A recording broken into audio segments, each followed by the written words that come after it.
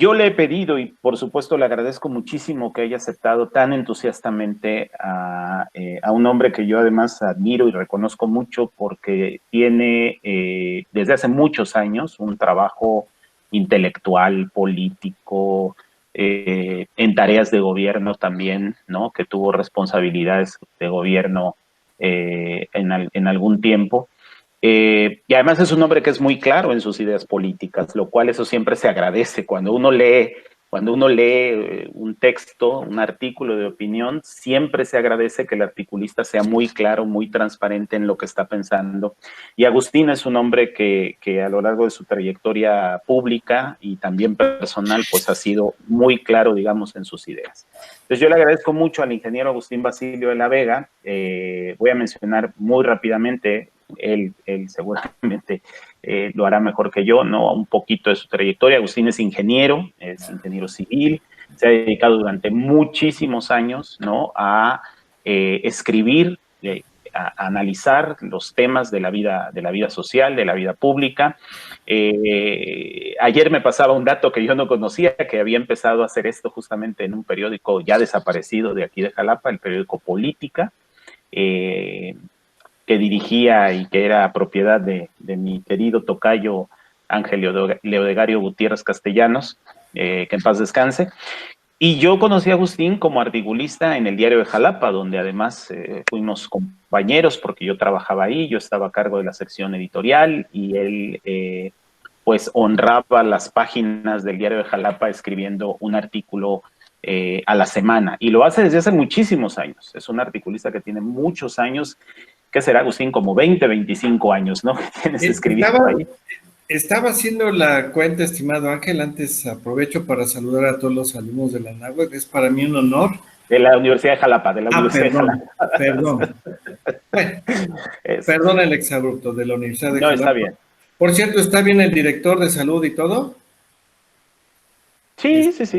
Don Carlos está excelente. Carlos, saludos a don Carlos. Bueno, miren, estaba yo haciendo cuenta y creo tener entre 25 y 26 años de colaborar con el Diario de Jalapa de manera prácticamente ininterrumpida, porque me perdí como unos meses porque estaba yo mandando mi artículo a un correo equivocado y ya luego me di cuenta, porque me reclamó justamente alguien que me lee en el diario y me dijo, ingeniero, ya no he escrito. ¿Cómo? Pero fuera de ello, yo creo, por eso no puedo precisar si son 25 o 26, pero sí, ya son más de 2 décadas. Pero ya es un cuarto de siglo, imagínate, colaborando habitualmente en las páginas del diario. Además, Agustín, por lo que vi en su currículum, es un hombre, como ya les decía yo el lunes pasado, es un distinguido militante del Partido Acción Nacional en Veracruz, algo que además todos sabemos, ¿no? Y él hace público, no oculta, no tiene una militancia vergonzante, como digo yo, como otros políticos de aquí de nuestro estado. 32 años en Acción Nacional, según dice por ahí su red social profesional. Como tal ha sido funcionario público, sirvió en el gobierno federal del presidente Calderón, al frente del Centro Regional de la Secretaría de Comunicaciones y Transportes, fue diputado local, en una legislatura, por cierto, muy importante para el destino de Veracruz, diputado federal también, ¿verdad, Agustín? Fíjate que esa me falta. Esa te falta, es cierto. Ojalá ese me haga el próximo año. Bueno, aunque sea pluri, como dicen, ¿no? No, eso sería mejor, eso sería ideal. Bueno, pero además de su trayectoria política, que es muy conocida y que ustedes, chicos, chicas, seguramente podrán conocer mejor, Agustín está aquí para platicarnos acerca de su experiencia como articulista en el Diario de Jalapa, pero en otros medios. Ya les decía yo que él ha tenido oportunidad de participar en la televisión, en la radio, en distintos espacios, ¿no? De opinión. Y a mí me parece que es una referencia importante y su experiencia puede servirles muchos a ustedes como estudiantes de comunicación ahora en este tema de periodismo de opinión. Así que sin más preámbulos, Agustín, te dejo con los chicos de la Universidad de Jalapa, de la carrera de Ciencias y Técnicas de la Comunicación. Interactuamos, por supuesto, y yo empezaría, bueno, obviamente empieza como tú quieras, pero digamos, la pregunta disparadora es, Eh, ¿Cuál es el reto que tiene un articulista? ¿No? ¿A qué reto se enfrenta un articulista? ¿Cómo decide un articulista qué temas abordar? ¿No? Esa sería como nuestra pregunta inicial para que puedas compartir esta experiencia aquí con los chicos. Gracias, Ángel. Bueno, tratándose de un articulista que escribe opiniones, como tú bien lo dices, sobre el acontecer diario en tu comunidad, en tu país, el punto de partida es tener convicciones, porque el articulista de opinión lo que busca es interpretar la noticia y dar un punto de vista que genere un cambio en la comunidad. Y para ello, pues lo primero, el punto de partida es tener convicciones y tener la vocación de servir a la comunidad. Porque salvo los grandes editorialistas de los grandes medios nacionales reciben un pago por hacer este trabajo. Pero los que somos aquí de provincia, que somos más bien aficionados, nuestro objetivo es transformar a través de la opinión a la sociedad. Entonces, Ángel, el punto de partida es tener un ideal en la vida. Un ideal en favor del bien común, en favor de que tal vez la ecología, depende de la especialidad. Yo me considero un articulista de opiniones políticas y por lo tanto, bueno, yo lo que he intentado es analizar lo que ocurre y dar mi punto de vista. ¿Cómo ves? ¿O cómo ven, chicos? Entonces, si no tienes ideales, entonces muy difícilmente puedes dar un punto de vista sobre lo que está pasando. No, muy bien, muy bien. Yo creo que eso es básico, de ahí se parte, por supuesto. Yo les he insistido a los chicos en estas sesiones que el periodismo de opinión es sobre todo un periodismo que se ejerce para conocer la opinión de quien escribe, ¿no? Para conocer el punto de vista que se escribe. Acuérdense que pueden preguntarle ustedes directamente a nuestro invitado esta mañana, chicas, chicos. Así que si esto que él les está proponiendo les plantea alguna duda, alguna interrogante, pues adelante. Yo creo que el siguiente planteamiento para ti sería de mi parte, por lo menos Agustín, y espero escuchar que se animen aquí los chicos, las chicas. ¿Cómo decides tú en la mañana cuando te levantas el día que te toca escribir? Porque supongo que tienes una disciplina, ¿no? O por lo menos uno esperaría que dices, bueno, a mí me toca escribir, si mal no recuerdo, publicas los lunes, ¿no? O el martes, si mal no recuerdo. Entonces, ¿cómo decides tú, previo a ese día que tiene que salir tu artículo, sobre qué vas a escribir, ¿no? ¿Cómo te enfrentas a ese reto? Bueno, tocaste, digamos, el segundo paso para ser articulista, ¿no? El segundo paso es la perseverancia y la disciplina, porque de verdad tienes que hacerte una agenda y ser muy disciplinado en hacer las entregas puntuales, porque eso sí lo agradecen los medios, que esté tu artículo en tiempo y forma antes de que se cierre la edición. Entonces tú tienes que autoimponerte una gran disciplina. Yo escribo todos los lunes y entonces a veces el viernes ya tengo idea de que voy a escribir. No puedo hacerlo antes porque tal vez ya la nota está quemada o ya pasó. Entonces, entre el viernes, sábado y domingo empiezo ahí a ver lo que está pasando, qué dijo el presidente, qué hizo el gobernador, qué pasa en Jalapa, cómo está la economía, los partidos políticos, y entonces encuentro por allí un tema y digo, esto está mal o esto está bien, y empiezo a pensar, pero sí se da el caso que llega el lunes y como dice Ángel, tienes la página en blanco, ¿no? ¿Sobre qué escribo? Y entonces empiezas a repasar, a ver, del Cruz Azul, pues a la mejor, pero pues no ha ganado el campeonato el Cruz Azul, entonces no tengo mucho que decir, o a ver, el obispo, ¿qué declaró el domingo? Bueno, pero curiosamente, el artículo que crees que es de relleno, hay veces que es el que más gusta a los lectores. Entonces, no hay una regla específica. Lo que sí es que un buen articulista, y ese sería el punto 3, aparte de esa disciplina, perseverancia, tiene que estar enterado, informado, tiene que leer las opiniones de otras personas y tiene que ser oportuno. Porque ¿para qué vas a platicar de algo que pasó hace 8 días? Decía el padre Silio, un amigo que podríamos decir me dio clases particulares de periodismo. Decía que el periódico más obsoleto es el del día de ayer, ¿no? Entonces también tienes que saber qué está discutiendo la sociedad, el Tren Maya, a ver, ¿se inundó, no se inundó? Y ahora hay un cuarto elemento, descubrir cuáles son las fake news y cuáles son las notas verdaderas. Ese es un arte tremendo. Les quiero comentar una anécdota de mi juventud. Cuando yo era estudiante, se burlaban de mí porque era panista, ¿no? En esa época el PRI pues ganaba todas y una vez fui a cuidar una casilla y solamente obtuve mi voto, ¿no? Como representante. Y hasta me acuerdo que se burlaron el presidente, el secretario, los secretarios, cuando salió el voto en favor del PAN, dijeron, ingeniero, mire, aquí está su voto. Y nada más saqué un voto. Bueno, pero yo tenía ideales en ese momento muy fuertes y no me perdía los artículos de personajes como Ernesto Julio Teissier, que escribía en el Excelsior, Jan Meyer, y Luis Pasos, ya empezaba a escribir Enrique Krause, luego me seguí con Gabriel Said, y tenía yo así como que los articulistas que pensaban parecido o que con los que yo me identificaba, ¿no?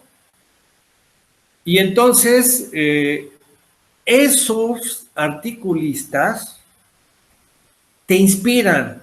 Y a mí me gustaban los que eran breves. Y una vez le pregunté a Luis Pasos, ¿cuál es la clave para hacer artículos? Sé breve. Y luego me lo confirmó el padre Silic. Artículos largos en México nadie los lee.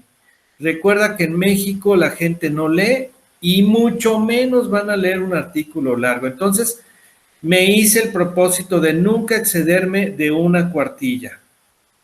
Pero no comencé así. La primera vez que sentí necesidad de escribir fue cuando era yo diputado en la 57ª legislatura.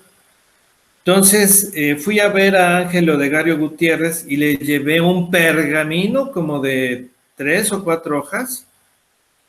Y con la pena del mundo, pues yo no sabía mucho de esto, ni tenía nada de experiencia. Le dije, oiga, don Ángel Odegario, ¿qué le parece que me publique usted este artículo? Mire, lo hice con mucho cuidado. Leí algunos textos de Enrique Krause sobre la historia de México, y a mí me parece que es importante que dar a conocer cuáles son los antecedentes del entonces candidato Miguel Alemán, que Miguel Alemán decía que dijo indebidamente que su abuelo así había sido perseguido por Porfirio Díaz, y no cuadraban las fechas, porque Porfirio Díaz se fue para evitar una revolución, y realmente sí anduvo a salto de mata el abuelo de don Miguel Alemán, pero porque después las facciones revolucionarias se pelearon entre sí. Entonces yo quería dar esa información, y me dijo, está bien, lo vamos a publicar, me parece bien, y me dio un consejo, recuerda que de los temas nacionales siempre siempre los van a comentar aquellos que escriben en los grandes periódicos nacionales, los grandes editorialistas, ¿no? Excelsior, Universal. Entonces me dijo, yo creo que tú deberías de pensar un poco en escribir sobre la aldea, aquí sobre lo que pasa en Jalapa. Y entonces se me hizo buena idea, y ya poco a poco fui opinando de las cosas que pasaban aquí en Jalapa y de las cuales nos ocupan los grandes editorialistas nacionales, ¿no? Por ejemplo, si va a haber o no un tren ligero en Jalapa, qué está ocurriendo con las manifestaciones de los que no están pagando la energía eléctrica acá en la zona de Emiliano Zapata. Y eso ya te va ayudando a que seas leído, ¿no? Después, eso fue mi primer artículo, no se me olvida, y luego incursioné en el diario de Jalapa y ahí me encontré otra magnífica opinión. ¿Tú te acuerdas, Ángel, de Marta Mesa, en paz descanse? Me dijo, sí, sí, vas a escribir aquí, pero no me vayas a mandar el artículo de política, quiero uno diferente. Porque en esa época eran muy celosos los medios de que mandaras un artículo a un lado y otro a otro, ¿no? Ya ahora con las redes sociales se acabó ese celo, ahora ya es diferente la dinámica. Entonces me tenía que quebrar la cabeza 2 veces. ¿Qué iba yo a escribir en el diario de Jalapa y qué iba a escribir en el diario Política? Perdóname que te interrumpa ahí, Agustín, pero es muy importante porque esto tú tenías que pensar también, por ejemplo, en términos de la línea editorial que seguía un periódico y el otro, ¿no? Que Claro, coincidirás conmigo que eran completamente distintas, eran ¿no? Política antagónicos. eran antagónicos casi caso. Te interrumpo nada más para precisar eso y adelante, te dejo Sí, seguir. en aquel entonces la línea editorial del diario de Jalapa, a donde también tuve la fortuna de conocer a Rubén Pabello, que además me dijo don Rubén, me dijo, bueno, este, nosotros aquí también queremos que escriban panistas, porque ese periódico era completamente oficialista y nosotros representábamos la oposición. Pero le agradecí mucho a don Rubén porque nunca jamás me quitaron una letra de un artículo, jamás nunca he sido censurado en lo más que hacen, y agradezco mucho, es corregirme faltas de ortografía, porque esa es la otra, ese es otro punto que deben de cuidar ustedes, redacción y ortografía. Si no lo haces bien, pues tache, ¿no? Tienes que ser muy cuidadoso en decir las cosas con claridad, con una buena redacción y una buena ortografía. Y sí tienes razón, Ángel, yo mandaba artículos más fuertes, digamos, al Política, porque eso lo apreciaba mucho Política, y al diario de Jalapa mandaba a veces también críticas al gobierno, pero con mucho cuidado en cuanto a no hacer ataques personales, cosa que hoy está de moda, lamentablemente, pero en aquellos tiempos, digamos, voy a decirlo así, también es importante o era importante cuidar que no sean ataques a la persona, porque ahí baja tu nivel de argumentación. Si en un artículo a alguien le dices bandido, feo, gordo, horroroso, pues no estás dando argumentos, tienes que dar datos. Quizás esa sea otra recomendación. Cuando emites una opinión, lo tienes que sustentar en datos comprobables, datos reales.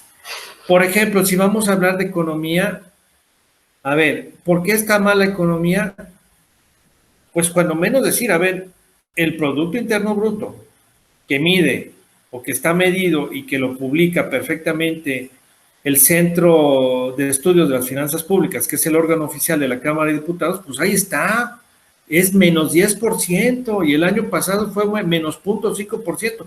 Y hay quienes todavía, fíjense, hay lectores y hay ciudadanos que dicen, es que antes se mentía, es que antes se falseaban los datos, perdón, pero la metodología del Banco de México no ha cambiado, la metodología del INEGI no ha cambiado, y lo que informa la Cámara de Diputados no ha cambiado, y son los datos que presenta el gobierno ahorita, en este momento, en el paquete fiscal. O sea, no es...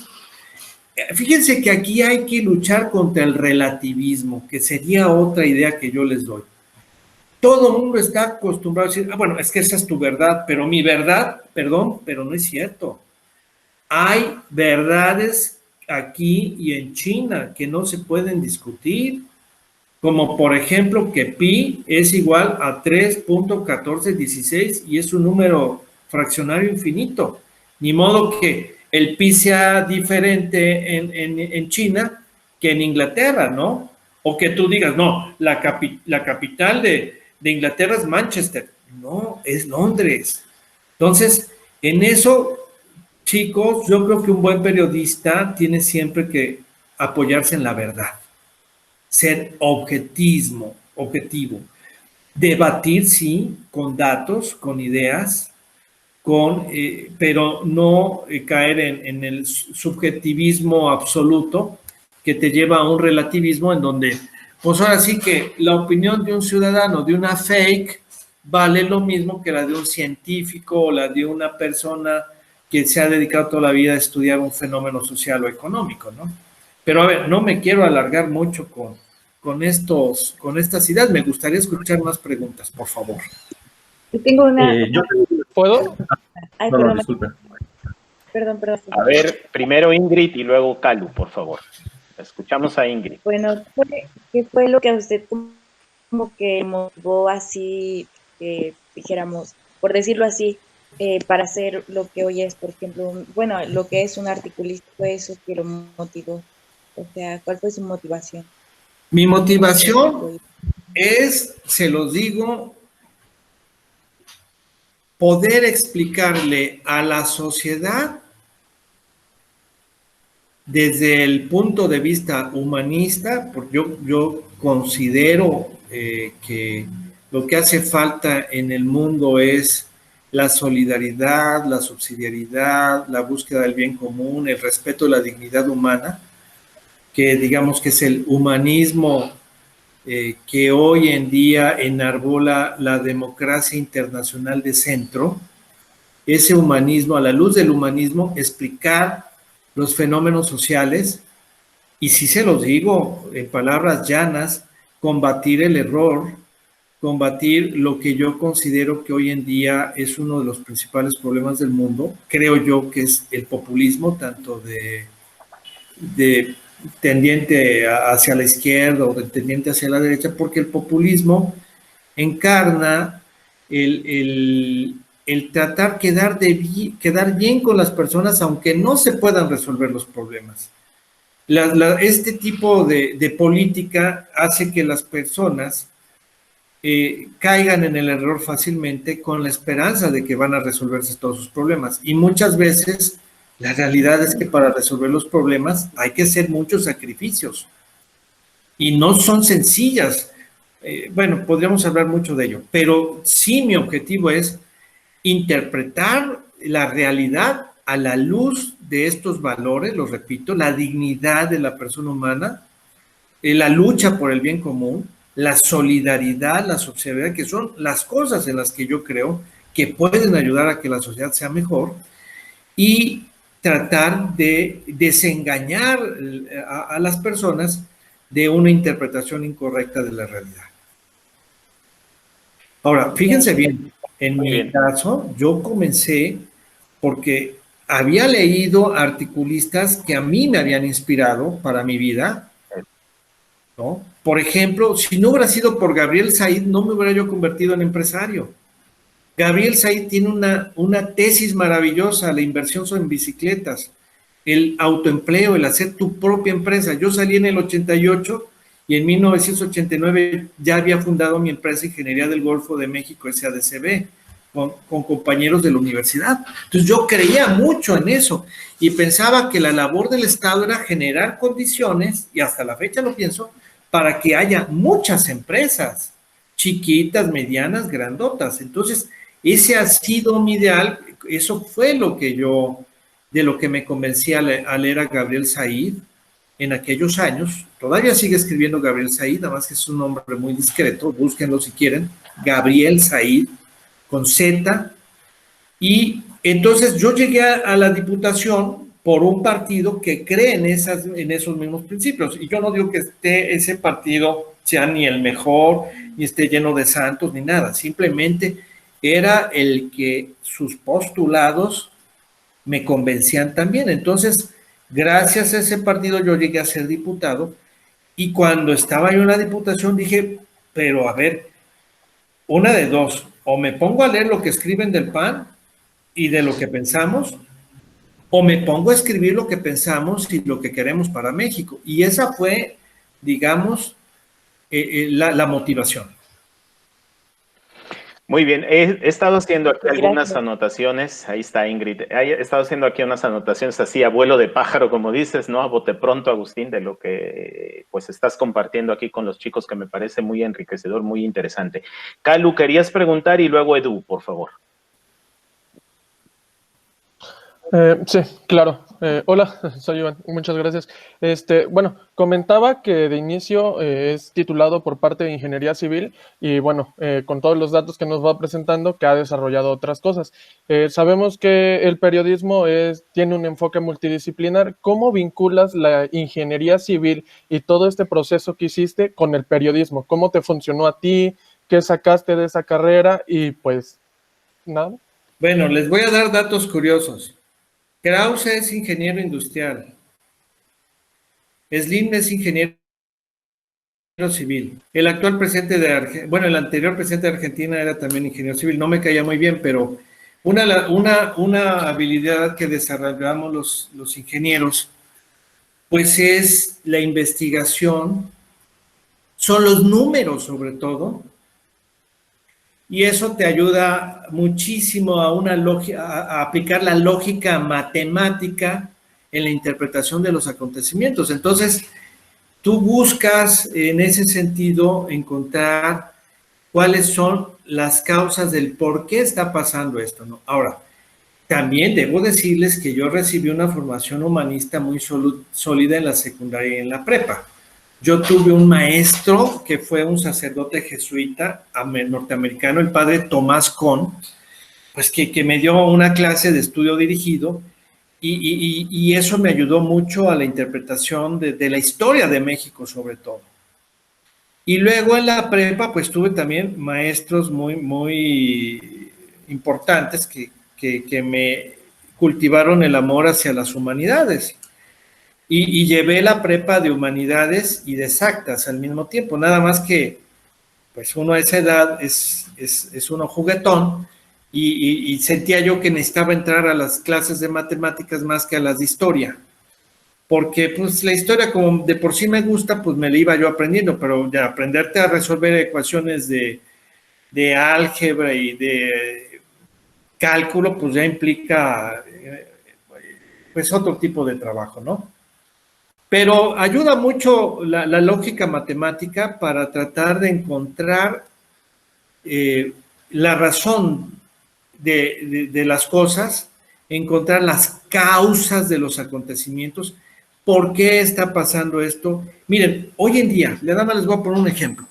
Todo el mundo dice que las encuestas son manipulación, porque nadie ha estudiado bien o no tienen los conocimientos suficientes, para decirlo de manera proporcional, de lo que es probabilidad y estadística. Pero algún chico que ha cursado la materia de probabilidad y estadística, que sabe que es una muestra representativa, pues va a poder comprender que las encuestas bien hechas sí te van a arrojar resultados reales, ¿no? Entonces, yo creo que es cuestión también de el bagaje cultural en el que te formaste desde chico, ¿no?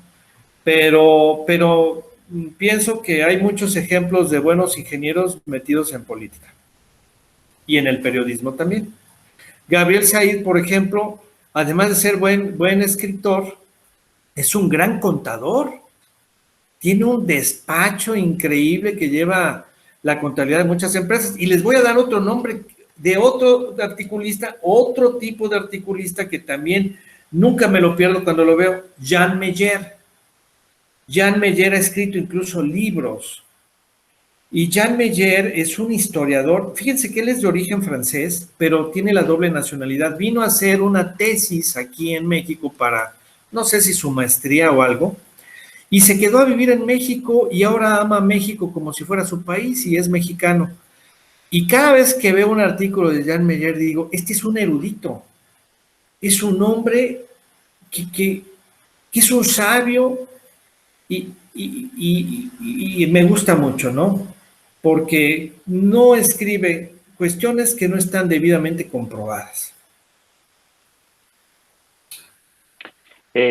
Muy bien, de hecho es el principal historiador de este periodo histórico tan importante para la vida de nuestro país, tan olvidado muchas veces como la Cristiada, Jan Meyer, ¿no? Esa comenzó como una tesis esa obra, Ángel. Sí, es correcto, es correcto. A ver, Edu, tú querías preguntar también, no sé si hay alguno más, pero ahorita me avisan, por favor. Hola, ¿qué tal? Mucho gusto. Hola. Yo tenía una pregunta, es más enfocada hacia el ámbito político, que me causa, pues, incógnita en estos momentos. Como nos había comentado anteriormente, usted es un militante del Partido Acción Nacional y por ende, no sé qué tan acertado sea decirlo, pienso que sus ideales van bastante con la derecha. Mi pregunta aquí es, ¿cómo un articulista con pensamientos de derecha escribe para un estado y para una región donde pues quien gobierna es un pensamiento totalmente de izquierda como es Morena? Bueno, mira, primero voy a recordar ahorita lo que aprendí en una conferencia de un chileno, ahorita no recuerdo el nombre, y dijo algo, miren, eso de izquierda y derecha ya está totalmente superado, se sigue manejando, pero ya no tiene la connotación original. Esto nació en el Parlamento inglés, ustedes lo saben, unos estaban a la izquierda, otros a la derecha. Luego se le ha dado el mote de derecha al fascismo, por ejemplo, y se le ha dado el mote de izquierda al comunismo. Y como que eso se ha quedado. Pero ya en nuestros tiempos, hablar de derechas y de izquierdas es muy, muy complicado. Y él ponía el ejemplo de que lo que podría más o menos interpretarse por derecha y por izquierda el día de hoy, en el siglo XXI, es más o menos lo que nosotros podríamos referir a la Revolución Francesa, que con ello empieza, digamos, la etapa moderna de la política. La Revolución Francesa tenía 3 valores esenciales. A ver quién me los dice. Les doy una pista. Uno de ellos es la libertad.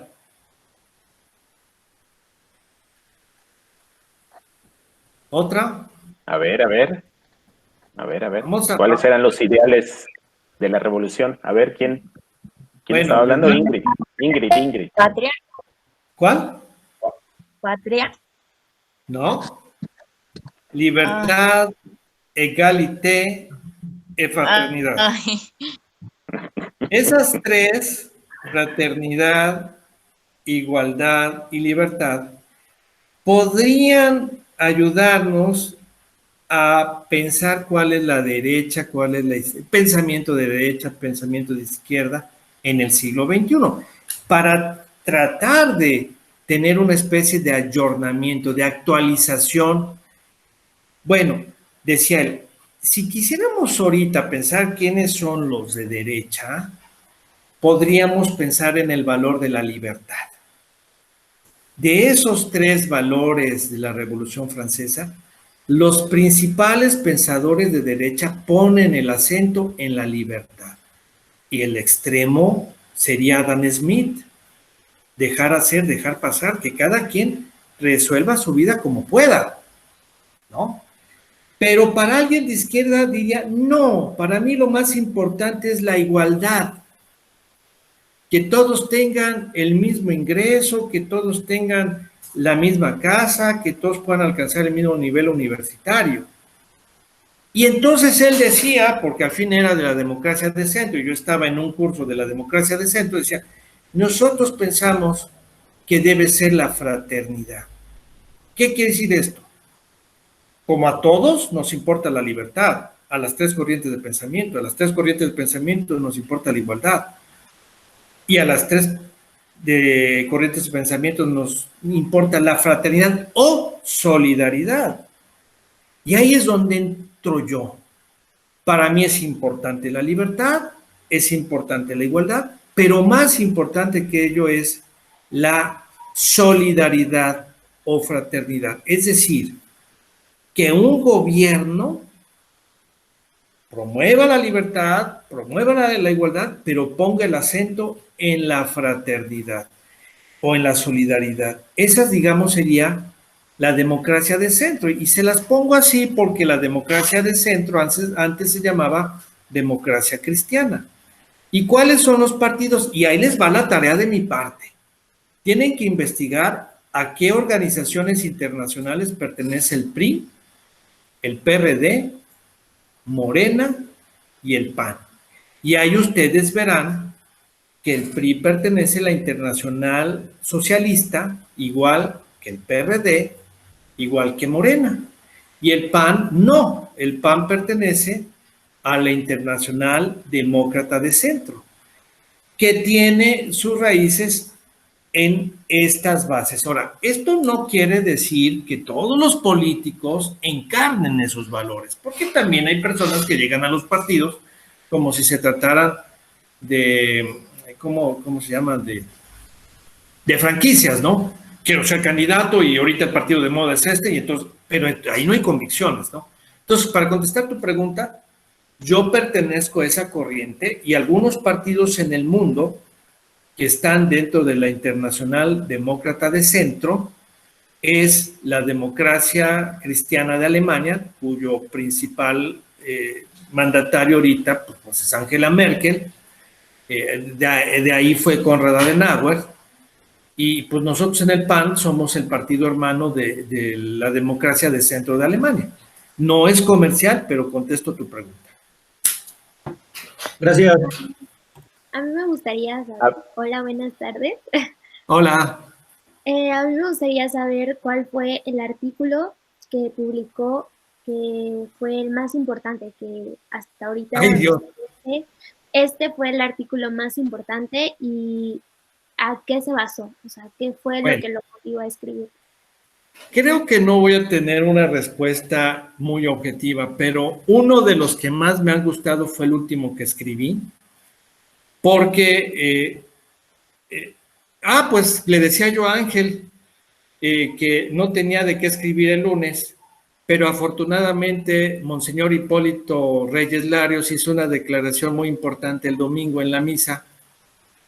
Y entonces, como estaba en su momento más álgido la carta de los 600 intelectuales que le pedían al gobierno, pues que no siguiera criticando a los medios y a los periodistas y todo esto, yo dije, aquí es el momento. Voy a conectar la expresión que tuvo un actor importante aquí en el medio, en Veracruz, con la carta de los 600 intelectuales. Y bueno, ahí está el artículo en mis redes sociales, en Facebook, en Twitter, y ya algunos lo han comentado algunos otros medios. Y ese tema, no es porque sea el último, pero me gustó cómo fue recibido por distintos actores. Gracias. Muy bien, ¿alguien más que quiera preguntar antes de... Yo tengo una duda. Sí, me parece. A ver, adelante. Óscar, justamente te iba a decir, tú que eres del Cruz Azul, porque Agustín le va también al Cruz Azul y yo también le voy al Cruz Azul. Eso. A ver, Óscar, adelante. Mucho gusto. Bueno, yo quería preguntar que si en algún momento lo han tratado de callar, o sea, si su vida ha corrido peligro como articulista o lo han tratado de sobornar. No, nunca, jamás me han tratado ni de callar ni de sobornar. Nunca, jamás. Yo creo que sí, México, en términos generales, ha vivido buenos tiempos de apertura, que a mí me tocaron. Creo yo que ahorita no es buena política del parte del gobierno estar golpeando tanto a los medios. Creo que ese es un error, pero yo los tiempos que he vivido dentro de los medios han sido de apertura y de respeto total. Pero sí me he tenido que callar, me da pie para que te haga una acotación y a todos se los digo, y quizás esto tenga también una gran importancia. Cuando yo fui contratado como director del Centro ST, en mi currículum llevaba que era articulista del Diario de Jalapa. Y entonces la persona que me entrevistó para ver si convenía o no al gobierno, me dijo, oiga, y sus artículos... ¿cree usted que eso sea impedimento para poder desempeñar un cargo público? Y yo le contesté, no. pero sí creo que voy a tener que cambiar el tono de mis artículos. Entonces, durante 10 años, cuando fui funcionario, intenté dejar el tema político electoral. Hablaba del Cruz Azul, lo malo es que el Cruz Azul no me daba mucho pie para dar buenas noticias, y del cine, y hablaba del medio ambiente, y de vez en cuando presumía las obras que hacíamos en el gobierno federal, no sé, hasta un libro publiqué sobre mis artículos que se llama Bitácora de Guerra y que la mitad de ellos hablan sobre cómo hicimos el libramiento de Jalapa, pero no toqué ni con el pétalo de una rosa en mis artículos a ningún opositor y mucho menos me metí con otros partidos ni traté de sembrar ningún tipo de discordia. Me volví, 10 años, me volví un articulista sin contenido político electoral y creo que fueron muy buenos años porque eso hizo que mucha gente me leyera y que ganara muchos lectores, ¿no? Porque cuando pones ya digamos, empiezas a defender un ideal, pues eso también hace que muchas personas estén en desacuerdo contigo y pierdes lectores, ¿no? Pero en esos 10 años que fui servidor público, logré no molestar absolutamente a nadie. Sí fui, digamos, crítico en el sentido de construir, pues con noticias positivas, un pensamiento, ¿no? Pero fui muy respetuoso de los priistas, de los perredistas, de todo mundo, ¿no? Y perdón, eso es importante porque en mi experiencia, se los digo sinceramente, creo que cuando eres un servidor público no tienes por qué atacar a nadie y tienes que ponerte al servicio de todos. Y eso sí lo creo absolutamente. Muchas gracias. Muy bien, ¿alguien más que tenga alguna inquietud, alguna pregunta? Creo que esta última pregunta de Óscar es muy pertinente porque tiene que ver justamente con la idea de la censura, ¿no? De qué tanto un articulista se pueda limitar a la hora de escribir o qué tanta libertad pueda tener. Yo creo que aquí, no sé, Agustín, qué pienses, pero siguiendo un poco tu argumentación, yo creo que hay de dos sopas en esta parte. Una sopa tiene que ver con la convicción personal del columnista, del articulista. En tu caso, tú dices, bueno, yo ahorita voy a cumplir una función pública, no voy a estar en esta circunstancia específica de mi vida, por lo tanto, debo autolimitarme, ¿no? En ciertos aspectos, en ciertas cuestiones, en las cuales no debo de tocar, digamos, ¿no? Para evitar un conflicto de intereses. Y de otra parte está también, no la censura propiamente dicha, pero sí la limitación a la que se puede enfrentar un articulista cuando, decía yo hace rato, tiene que respetar la línea editorial del medio, ¿no? Creo que esa parte es muy importante, porque tú cuando vas a colaborar con un periódico, con un medio de comunicaciones, yo sigo pensando en periódicos, sigo pensando en periódicos impresos, pero cuando vas a colaborar con un medio, pues debes tener muy clara cuál es la línea de ese medio que te está invitando o al que a lo mejor tú quieres, del cual tú quieres formar parte, y debes ser muy claro de que vas a seguir, digamos, esa línea por mucha convicción personal que tú tengas. ¿No crees que sea así? Mira, sí, con una pequeña acotación que les propongo a todos ustedes. A ver, como servidor público no tengo la menor duda de que tú ya no eres dueño de tu tiempo ni de tu vida y que por ningún motivo puedes tú discriminar absolutamente a nadie. En el momento que eres servidor público, tienes que servir a todos por igual y en la jerga de los políticos tenemos una frase que lo describe eso muy bien. A veces tienes que tragar sapos verdes sin hacer gestos. Porque te están tirando en la prensa o en la radio, lo que tú quieras, y tú tienes que seguir equilibradamente sirviendo al prójimo y tratando Si caes en la provocación y empiezas al tiradaca, se vuelve eso, a mí no me gusta, se vuelve eso una cosa de que entonces ya no estás sirviendo, ya estás tú defendiéndote o atacando, no me gusta. Creo que debemos de tener respeto a los demás. Pero en cuanto a las líneas editoriales, y ahí va mi acotamiento, Ángel, yo pienso que también uno debe de decidir con quién trabajar. ¿Por qué yo escogí en ese momento política? Porque era el periódico de oposición. ¿Por qué me atreví a entrar al diario Jalapa? Porque era el periódico que más circulaba. Tenía 2 motivos para cumplir mi objetivo de influir en la sociedad. Entonces, con política no tenía yo ningún problema de cuidar ninguna línea editorial. Pero con el diario de Jalapa sí, pero eso no significara que yo traicionara mis ideales. Simplemente, Ángel, y se lo digo a todos, tenía yo que decir lo mismo, pero de otra forma. De otra manera, de una manera más inteligente, destacando las cosas buenas y evitando atacar a personas o a instituciones, ¿no? Bueno, te hace ser creativo también, ¿no, Agustín? Te hace ser creativo para que, ¿no? Te hace ser creativo para que no te corran del periódico y te sigan dando espacio, pero tienes que decir de otra forma las cosas, ¿no? Digamos, ahí hay que manejar mucho la inteligencia. Ahora, si de plano es un periódico cuya editorial va en contra de tu persona, tendrías que hablar muy claramente y decirles, oiga, pero yo voy a escribir así, aún así me aceptan, pero nunca he tenido la necesidad de hacer eso. Ahora, una cosa que sí me llena de orgullo, y los voy a decir, es que yo he tenido invitaciones para la radio. Una de ellas es de Ángel, a quien le agradeceré siempre que me haya hecho colaborador de su programa de radio, de su noticiero, porque muchísima gente me habló para decirme, oye, te oí en la radio con Ángel Martínez Armengol y estuvo padrísimo, ¿no? Entonces, Ángel, por ejemplo, me invitó y cosa que agradezco mucho. También me invitó Mario Javier Sánchez de la Torre a hacer cápsulas en radio y recientemente me ha estado invitando Edgar Contreras, ¿no?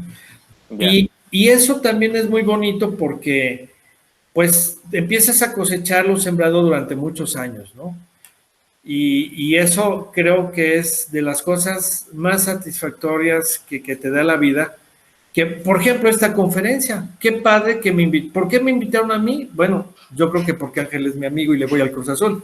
Pero pensé, habiendo tantos articulistas, yo, ahora sí, como decía Fox, ¿y yo por qué? Cosa que agradezco mucho. No, al contrario, es un honor para nosotros que estés aquí. Esta clase de hoy es de hora y media, pero ya te vamos, la de mañana sí son 50 minutos nada más, pero ya te vamos a dejar descansar. Si hay alguna pregunta más, aprovechen. Me gustaría escuchar, no sé, alguna otra intervención de ustedes, chicos, chicas, antes de que despidamos a nuestro invitado y sigamos nosotros con la clase, porque la clase de hoy es todavía un poco más. A ver, no sé, ¿alguien más quiera preguntar? ¿Tiene alguna duda o quiere saber algo, no? Sobre cómo le hace Agustín para escribir lo que escribe. Aquí les presento, por cierto, a propósito de lo que él decía. Sí, voy, rápidamente, su red social de Twitter, o su Twitter para que lo busquen. Creo que ustedes, la mayoría de ustedes ya son tiktokeros y nosotros no, pero no sé si Agustín tenga tocotiki, pero si lo tiene, bueno, pues ahí lo pueden seguir en su Twitter también. A ver, ¿cómo se llama? @Basilio de la Vega, ahí lo pueden seguir. ¿Quién iba a preguntar, perdón? Había dicho que yo. A ver, Carlos, de nuevo. Sí, bueno, ya como pues para cerrar, ¿algún consejo que nos pudieras dar de cómo organizar todas las ideas para que éstas sean concisas, precisas a la hora de la redacción? Es decir, bueno, ya tocaste un poco, pero así como lo tuyo, ¿cómo te sientas? ¿Cómo dices, bueno, tengo tantos datos? ¿Cómo ordenas todos esos datos y cómo los articulas para que sea un texto conciso, preciso y que dé un cambio a la sociedad? O sea, que pueda reconfigurar valores. Dos recomendaciones. La primera, lean a sus articulistas favoritas.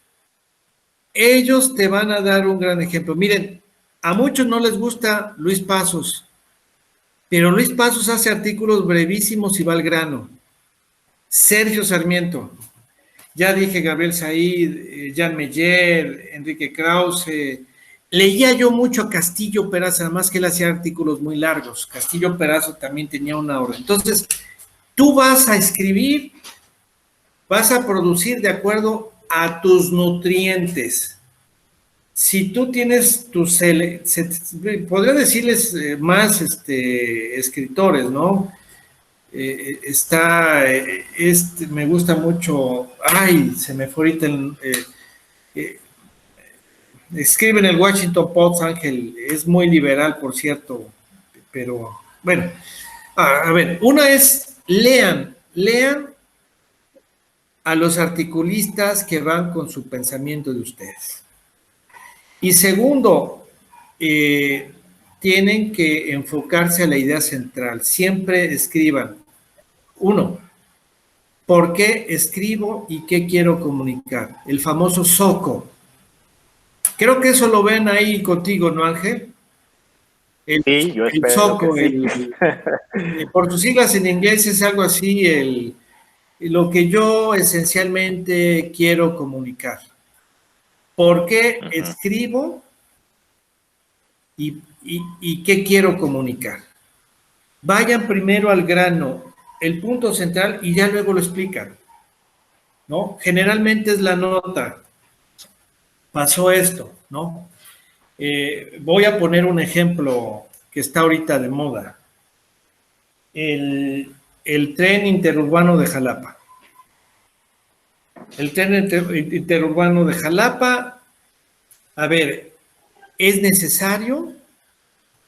¿Qué quiero comunicar? Bueno, en primer lugar, no voy a estar en contra de esa obra, pero sí tengo que centrar a la población en decirles, esa obra va a tardar 20 años o 30 años en hacerse. No se va a hacer ni en este trienio ni en este sexenio. ¿Por qué? Porque tengo los elementos de ingeniero y sé cómo es el proceso, ¿no? Otro ejemplo, vamos a pensar que queremos hablar de la pandemia. La pandemia va a durar un año más. ¿Por qué? Porque ahí está la información de la Organización Mundial de la Salud, vemos lo que está pasando en España, en Europa, bla, bla, bla. Entonces, ¿qué quiero comunicar? Que tengan paciencia las personas, que se preparen, que no se desesperen, que hagamos las clases en línea, que todos los cuidados que hay que hacer, ¿no? Entonces, la parte técnica es el famoso SOCO, ¿por qué escribo? ¿Qué quiero comunicar? ¿No? ¿Cuál es mi mensaje esencial? Y la otra es de filosofía. Lean a los mejores articulistas, a las personas mejor documentadas, a las personas con mayor prestigio internacional. Eso los va a alejar muchos de las fake news y de las interpretaciones, pues que lamentablemente son bonitas, pero no son realistas. Muy bien. ¿Alguien más tiene alguna duda? Muchas gracias, Agustín. No, es un placer para mí. Y saluden mucho al rector Carlos, por favor, ¿eh? Él sí, fue alumno de mi papá, lo he tratado y... bueno, yo les comentaba a los chicos que tú, además de toda la trayectoria que ya dije, eres un hombre que se dedica también a la educación, eres profesor en la Universidad Veracruzana, tienes una escuela, ¿no? También, bueno.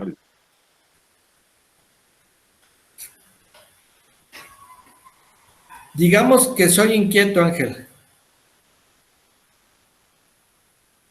Digamos, al mismo tiempo. Y por eso, de veras, te agradezco mucho estos minutos y a nombre de la universidad y de los chicos de la Universidad de Jalapa y de los chicos aquí de la carrera del grupo 302 de la carrera 301 de la carrera de Ciencias y Técnicas de la Comunicación, pues te agradecemos mucho. Chicos, denle un aplauso ahí donde se pueda, donde puedan ver, y un agradecimiento. Saludos al ingeniero Basilio por acompañarnos esta mañana. Y mañana nos vemos a las 7 de la mañana.